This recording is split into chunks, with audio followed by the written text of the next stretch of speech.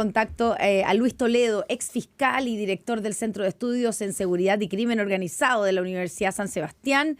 Luis, ¿cómo está? Lo vemos también a través del streaming. Muy buenos días. Gracias por estar con nosotros aquí en Pauta de Análisis.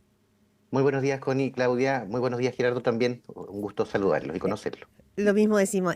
Lo primero que yo le quiero preguntar, y ya vamos a ir bajando, pues la verdad es que la Fiscalía ha tenido protagonismo fuerte en todo lo que está pasando ahora, desde el caso Hermosilla hasta ahora, con el caso del ex subsecretario Manuel Monsalve. ¿Qué está pasando en la Fiscalía que se está filtrando todo? Sabemos todo lo que está pasando en causas que están recién investigándose. ¿Esto pasaba cuando usted era parte de la Fiscalía? ¿Qué cree usted? ¿Cuáles son los controles que están fallando? ¿Y qué opina de lo que esto puede significar? Porque la presunción de inocencia con este tipo de cosas probablemente se resquebraja un poquitito, ¿no? A ver, yo creo que hay que distinguir algunas cosas, Claudia. Ya. Me parece que ciertamente este último tiempo sorprende la facilidad con que los antecedentes de investigaciones reservadas, todas las investigaciones penales son reservadas, pero particularmente en delitos sexuales, por ejemplo, y en otros delitos no se respeta y se tienen a la vista los partes policiales de la causa del señor Valdivia, se tiene a la vista una serie de otras circunstancias y pruebas que deberían estar custodiadas por quienes están investigando. Me parece que toda la normativa que tiene que ver con la revelación de secretos incluso ha sido modificada, aumentando las penas para filtración en caso de causas judiciales, en fin, pero esto no ha servido. Falta mayor control. Control dentro del espacio de la reserva que mantiene la Fiscalía, que son los primeros 40 días dentro de esta investigación, pero hoy día, de las investigaciones, pero hoy día pareciera ser que aún dentro de ese espacio donde la Fiscalía guarda o debería guardar la reserva, esa reserva no se mantiene por alguna circunstancia, filtrándose por distintas fuentes. Y ahí uno podría decir, es la propia Fiscalía, puede ser Carabineros, puede ser la Policía de Investigaciones, pueden ser, qué sé yo, otros intervinientes, porque hay un segundo paso, que es cuando las copias son entregadas a los intervinientes, y ahí prácticamente Claro. no hay un control. No, Falta claro. yo creo que falta mejor traqueo de las copias, mejor, digamos, mejor, por así decirlo, seguimiento de quiénes son para poder atribuir, porque una cosa es una norma penal y otra cosa es que nadie resulte sancionado por un delito que está en el código y que está claramente castigado y que no se, aunque se investiga, nadie resulta responsable. Ahora, fiscal, para entender bien, las sanciones, las eventuales sanciones serían en caso de que la Fiscalía esté filtrando o haya filtrado. Pero ¿qué pasa en los casos, como usted dice, cuando la carpeta ya se entrega a las partes? Entiendo yo que cuando son investigaciones reservadas no se entrega esa carpeta a las partes, pero en las investigaciones, algunas de ellas que no son reservadas. Por ejemplo, estoy pensando en el caso audio. Hay un caso como el de Parque Capital que, como está investigándose el lavado de activos, está bajo reserva. Y de hecho, creo que casi no se ha filtrado de ahí. Pero hay otras que no están bajo reserva. El caso original, el caso audio, el caso Factop, y se entregan las carpetas a los intervinientes. Y ahí ya se pierden de alguna manera el control. Hay querellantes que son, por ejemplo, diputados, que son querellantes y que lo hacen de alguna manera también para tener acceso a la información. ¿Qué se puede hacer ahí? Porque eso no es sancionable, ¿o sí? Cuando usted entrega las copias a los intervinientes, si los intervinientes se la dan a conocer a terceros, al propio imputado, a los propios investigados, o quizás incluso a medios de comunicación, obviamente no aparecen como autoría de ello, es muy difícil el seguimiento de esa información. Yo creo que esa reserva se va perdiendo, honestamente, Ujú. una vez que usted la entrega a los terceros, perdón, a los Sí. intervinientes. Porque hay que entender el principio. En principio, por así decirlo, todas las investigaciones son secretas para los terceros ajenos a la investigación. Sin embargo, eso a partir del plazo de 40 días se pierde la posibilidad de hacer el seguimiento completo. Mi preocupación es que dentro de ese espacio de 40 días o dentro del espacio de la reserva, cuando es causa de lavado, 6 meses, se filtra información. Y eso es gravísimo, Sí. pero resultan muy pocas personas responsables de eso. Hablamos esta mañana acá en Pauta de Análisis con Luis Toledo, el director del Centro de Estudios en Seguridad y Crimen Organizado de la Universidad San Sebastián. Vamos con la situación del ex fiscal Guerra, porque probablemente sea hoy día una situación muy compleja. Primero porque son los fiscales los que están investigando a un ex fiscal que fue clave, una figura prominente al interior de la fiscal del Ministerio Público, y con la sospecha, con varias sospechas encima de que finalmente aquí se habrían echado atrás varios casos importantes como el caso Penta, que él finalmente, ¿no es cierto?, habría operado para que pasaran y quedaran bastante como deslavados. Primero, ¿cómo lo observa usted? Me imagino que usted lo conoce bien al señor Guerra, que se ha encontrado con él también en la Universidad de San Sebastián cuando él fue parte de ahí. ¿Y qué significa esto para la Fiscalía, en términos también, ¿no es cierto?, reputacionales y de confianza ciudadana? Yo encuentro, a ver, en términos personales, conozco a Manuel Guerra efectivamente desde hace muchos años. Fuimos fiscales en un mismo periodo, además fiscales regionales, nos juntábamos en los consejos. Y luego tuvimos la oportunidad de compartir un tiempo breve como profesores de la universidad en distintas materias. Honestamente, me parece que lo que se filtró posteriormente, nadie podía, o nadie, si bien podrían haber sospechas, porque efectivamente mucha gente lo planteaba de esa manera, o se había dicho, no de la magnitud, Claudia, de las conversaciones. Francamente, es un... ¿Del servilismo, dice usted? Que uno puede... de la disposición, de efectivamente, de estar a disposición de un interviniente que era muy influyente dentro de un sector político, donde ni siquiera yo creo que había sido cooptado, sino que él mismo entregaba antecedentes antes de que se los pidieran. Y me parece que eso es una situación muy grave que tendrá que ser esclarecida, pero el solo mérito de esas conversaciones obviamente son peligrosas para la independencia de las instituciones, para el Estado de Derecho, para la institucionalidad completa. Pero fiscal, o sea, fiscal iba a decir, Luis, ex fiscal Toledo, pero usted se sorprendió, me da la impresión de lo que está diciendo, que se sorprendió con esas... Naturalmente. Ya, se lo pregunto porque la idea y la tesis de que aquí hubo una especie de arreglo político entre fiscales y la autoridad de la época para cerrar estos casos y cerrarlos con condenas bastante más pequeñas y sacar el delito de cohecho, era algo que se conversaba y se sospechó. Y el fiscal Gajardo lo insistió. Lo insistió muchas veces, Sí. tanto Norambuena como Gajardo, que fueron los que investigaron al principio este caso y que se después fueron. se terminaron yéndose, ¿cierto? Después de que se llega al acuerdo con Moreira, con el senador Moreira. Por lo tanto, ¿usted de verdad se sorprendió tanto? O sea, honestamente, yo no pensaba que podían haber evidencias de conversaciones con esa vinculación tan cercana respecto de causas en tramitación, que estaban a cargo del fiscal Manuel Guerra. Eso es así. Se lo puedo decir en forma bien clara. Una cosa es lo que las personas que sostenían esto lo alegaran, y otra cosa es verlo en las conversaciones Pero y en la usted, explotación de ese sí, teléfono. Luis Toledo, pero usted que estaba en la Fiscalía, ¿usted sabía de la influencia que tenía la figura de Luis Hermosilla en una figura como el ex fiscal Manuel Guerra, por ejemplo? No, no, yo no sabía que tuviera influencia en A un ese fiscal nivel, determinado. No, para nada. ya. A ver, lo que yo sabía, como todo el mundo Sí, jurídico, es claro. que efectivamente el señor Hermosilla es un abogado o era un abogado muy influente, con mucha influencia en un sector político. Y ¿En muy qué sector influyente político? en el sector político de la derecha, particularmente, bueno, él era transversal, tenía Sí, amigos pues, en todas sí. partes. Y en consecuencia, claramente, para todo tipo de actuaciones, el señor Hermosilla siempre estaba presente en las causas más importantes del país. Si yo recuerdo haberlo tenido como litigante en la causa Cabal, por ejemplo. Ujú. Bien. Pero naturalmente, usted me entenderá que una cosa es eso, porque no solo existe el señor Hermosilla, hay otros abogados influyentes de la plaza, y otra cosa es la vinculación con causas determinadas en actual tramitación y teniendo anticipadamente cierta información. Y en ese caso, por ejemplo, pensando en el caso Cabal, donde usted tenía como interviniente al abogado Hermosilla, ¿él trató de contactarlo a usted como fiscal para, de Claro, alguna manera, Influir. arreglar, influir en la causa? él tenía una representación del señor Vial, Sí. que era él fue abogado querellante del señor, no creo que no alcanzó a presentar querella, se presentó como representante en una causa donde el señor Vial aparecía como denunciante. Creo Ujú. que posteriormente, no recuerdo bien, Connie, si posteriormente o dentro de ese lapso presentó la querella. Eh, y yo lo que recuerdo es que trataba de comunicarse conmigo para los efectos de tener audiencias y explicar su representación. Es eso, dentro de un contexto profesional.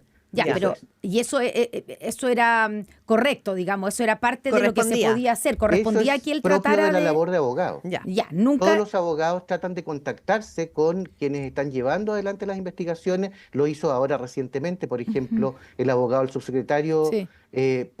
o los abogados para conversar con el fiscal Armendari Mm. y coordinar juntos, efectivamente, nuevas estrategias de defensa. Eso es natural. ¿Y usted se juntó entonces con el entonces abogado Hermosilla? En mi oficina, naturalmente, con gente de mi equipo, en esa oportunidad. Ujú. Hablamos con Luis Toledo, director del Centro de Estudios en Seguridad y Crimen Organizado de la Universidad San Sebastián, ex fiscal. A ver, lo llevo a situaciones que pueden empezar a suceder ahora. Ayer en CNN con Mónica Rincón, el abogado Juan Pablo Hermosilla, advirtió, dijo, anunció que en 10 días Nuevamente, más, digamos. nuevamente, que en 10 días más va a liberar algunos chats con fiscales. Y apunto también a que el fiscal nacional Ángel Valencia, que se reunió, dice, con su hermano, con Luis Hermosilla, dijo que creo que no está contando todo lo que ocurrió. ¿Cómo está viendo usted esta advertencia que hace Juan? amenaza. Claro. Mire, yo, haciendo la secuencia de todas estas noticias, creo que es relevante a esta altura del partido que las noticias no se den de a poco. Ya. Derechamente conocer, si así lo quiere la defensa, la totalidad de la información que tiene, para no crear especulaciones, porque Connie, Claudia, en términos francos, existen relaciones normales dentro del ámbito profesional entre abogados y fiscales, o entre abogados y otros estamentos del Y sector que justicia, eso no es impropio, digamos. que no es impropio. Ya, Uno perfecto. incluso puede, dentro de las audiencias, porque usted si no puede proscribir cualquier tipo de conversación.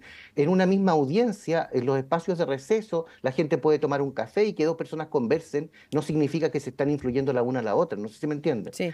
Forma parte de la secuencia completa del mundo de las audiencias, de la defensa judicial, del sostenimiento de una causa en la persecución penal.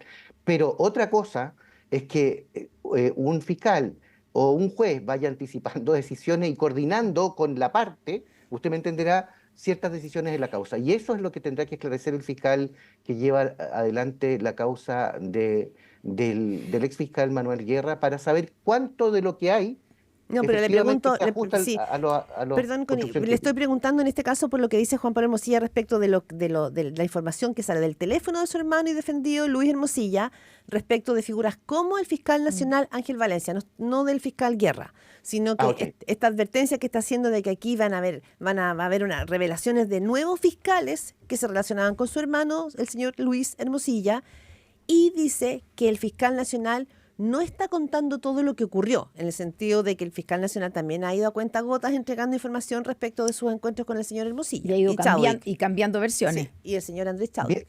Bien, por eso, reitero, sería muy interesante que de una vez por todas aquello que pueda constituir una causa penal, o bien definitivamente que pueda ser cuestionado desde el punto de vista criminal, lo dé a conocer de una vez la defensa, en este caso Juan Pablo Hermosilla, porque esto parece como un redoble de tambores, no sé si me entiende. Esta secuencia que de a poco va a dar a conocer CIPER, después el mostrador, con algún grado de intencionalidad, con una evidente intencionalidad, porque es respecto de ciertas personas, respecto de cierto fiscal, de una vez por todas que se sepa lo que hay y lo que no hay. Pero pareciera ser que esto, más que hasta ahora, como ha aparecido, forma parte más bien de una estrategia, y no estoy hablando de una estrategia de Juan Pablo Hermosilla en absoluto. Yo conozco al colega Juan Pablo Hermosilla también y sé lo profesional y serio que es. Por lo tanto, si ha dicho que va a entregar la información, que la entregue de una vez. Ya, pero estamos en ese sentido. Quiero preguntarle dos cosas antes de pasar al caso Monsalve, por supuesto, también que queremos preguntarle. Pero uno, la prensa también ha tenido un rol fundamental, o sea, si no es por el conocimiento del audio inicial que lo da a conocer CIPER, tal vez no sabemos nada, y seguiría todo esto, todo este tráfico de influencia entre medio y arreglando digamos, las situaciones con los fiscales y arreglando fallos tal vez. Y lo otro es que quiero preguntarle cuán complicado encuentra usted que está la situación del fiscal nacional Ángel Valencia, que tuvo que reconocer que se había juntado con Juan Pablo Hermosilla, algo que no lo había contado al principio, y ahora además aparece Juan Pablo Hermosilla diciendo que no está contando toda la verdad. ¿Cuánto complica, usted cree, al fiscal nacional lo que está pasando, las revelaciones? Como ustedes dicen, Connie, esto imagino, por lo que ha dicho el señor Hermosilla, Juan Pablo, es una noticia en desarrollo. Ya. Según la afirmación que él tiene, ¿se fija? ¿Cuánto complica? Vamos a ver cuánto más hay, efectivamente. Hasta ahora se ha explicado insuficientemente, al parecer, según lo que he leído, una reunión por un tema personal no especificado, no aclarado, una vez que fue nombrado fiscal nacional el señor Valencia, y en definitiva, esa es la explicación que hay. Luego se hizo un consejo de fiscales regionales o de en el Ministerio Público, obtuvo un respaldo respecto de eso, se negó la existencia de una crisis. Yo creo que no es una crisis necesariamente de la Fiscalía, esto es una crisis de la institucionalidad del sistema de justicia. Pero el fiscal Eh, nacional, a su juicio, ¿queda cuestionado en su yo creo legitimidad? que sí, en términos concretos, pero ese cuestionamiento es un cuestionamiento público, es lo que usted me está preguntando como ciudadano, como abogado, lo que uno ve efectivamente es que al parecer habría habido una reunión posterior al nombramiento por un motivo de tres causas, se dio a conocer solamente una, ¿no?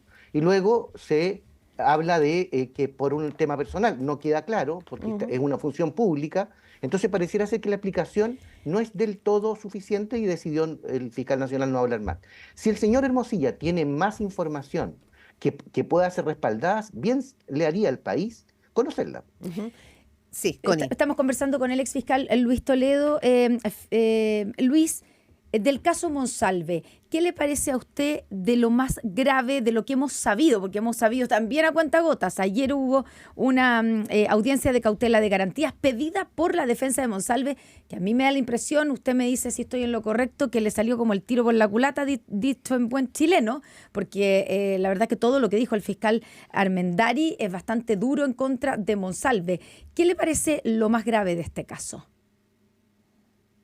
Yo encuentro que, concatenando con lo anterior, Sí. me parece que esto es una demostración, y creo que se ha dicho, de algo que no ocurría en nuestro país desde la época de la dictadura. En términos francos, creo que el hecho, a ver, más allá del tema de la violación, quiero dejar Sí, Sí. aparte sí. el tema de la violación, que es un delito sexual gravísimo, sin duda, sobre todo por las condiciones, en una causal de falta, digamos, de ausencia de oposición, incapacidad para oponerse. Eso es exactamente la causal número 2 del 361 del Código Penal con una pena de crimen, ¿ya? Respecto a una autoridad pública que más encima tiene un agravante especial. Es decir, por ser autoridad pública, respecto en esta relación asimétrica que hablaba el señor Armendariz ayer, efectivamente estamos hablando de una causa agravada de violación, si es que se puede acreditar.